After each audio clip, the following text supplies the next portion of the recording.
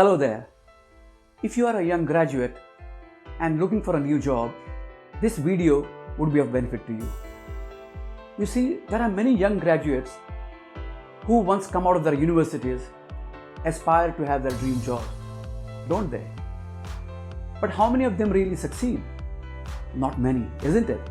So I decided to catch up with a young executive working for a multinational corporation to find out what it took for her to crack her first interview and subsequently what was her experience once she joined the organization.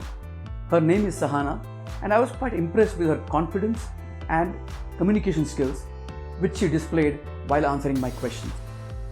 I asked her 5 questions and the first question was, tell me about your experience when you attended your first interview. And this is what she said.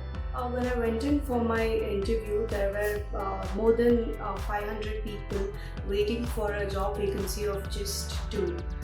It was a very hard scene for me, but I was well prepared regarding my accounting, my Excel, and I had prepared really well on my strengths and weaknesses. I think it is really important for any individual to prepare on one's own strengths and weaknesses and how it matches the job description. My next question was, what were the 3 important things that really worked in her favor when she attended that interview? And this is what she replied. I think the most important thing other than the technical skills was regarding my communication skills and the fact that I believed in myself. It is highly important that you work on your technical skills and also be vocal about what you feel and be clear in what you're trying to tell and have the confidence when you're trying to tell anything. When I got my job offer letter also, I think the main reason that I got the offer letter was first because of my technical skills, second because that I believed in myself and I was confident, and the third thing was my communication skills. Then I asked her, how did you manage the challenges at your workplace? And this is what she said. I think one of the major hurdles that I faced after entering the corporate world, I was just out of college. Even drafting a small email was a big hurdle for me. I would always think what the other colleagues around me, other peers around me are going to think about me if I'm going to ask them regarding drafting a small email. But my mentors, my buddies always told me that you need to ask questions in your initial days, because in your initial days you ask the right questions, and if you do mistakes, you're excused, you're forgiven. But after 1 year you can't ask the same questions and you cannot make the mistakes, because those mistakes will be considered on your performance. That's why in every company that you join, there is something called as 6 months of training period. In this 6 months or training period, you can ask how many other questions you want. Always remember, your career is in your hands. If you don't ask questions, you're not going to get the right answers and you can never grow in a company. When I asked her, how did you handle failure at your workplace?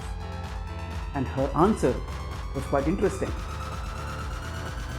I think one of the major failures that I faced during my corporate life was in my initial days. After 6-7 months, my manager had given me a Excel file with a data of about 1,000 individuals in it, and I gave more than my 100% and did everything to ensure that the data they've given and the output that has come is completely correct. And I checked it even twice and I sent it to my manager. But when my manager checked, there was a small error with the VLOOKUP formula that I had inputted, which had destroyed the entire output for 1,000 individuals.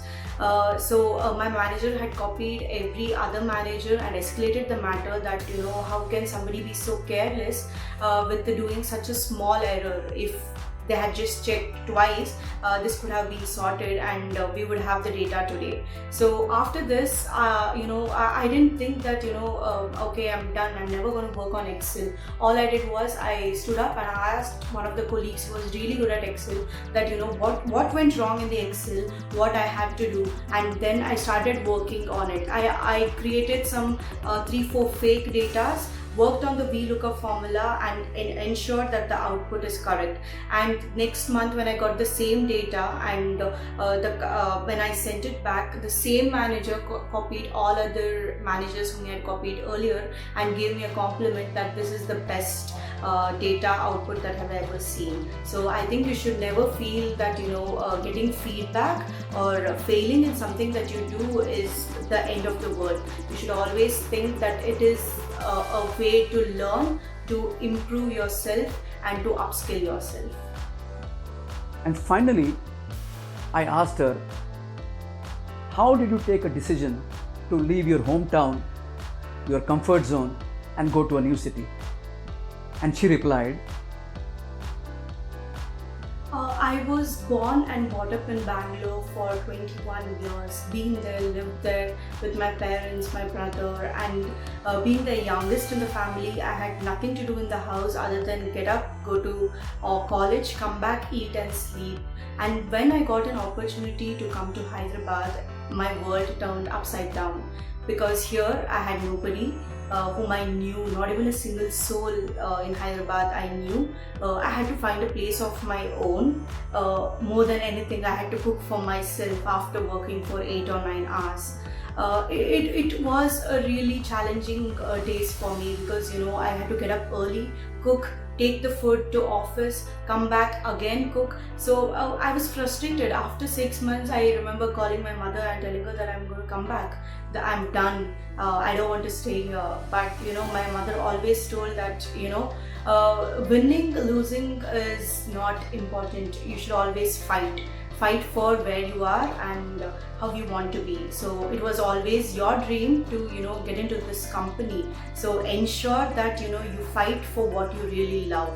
So, and from that day on, I started learning the language. I learned Telugu to talk to at least the auto people.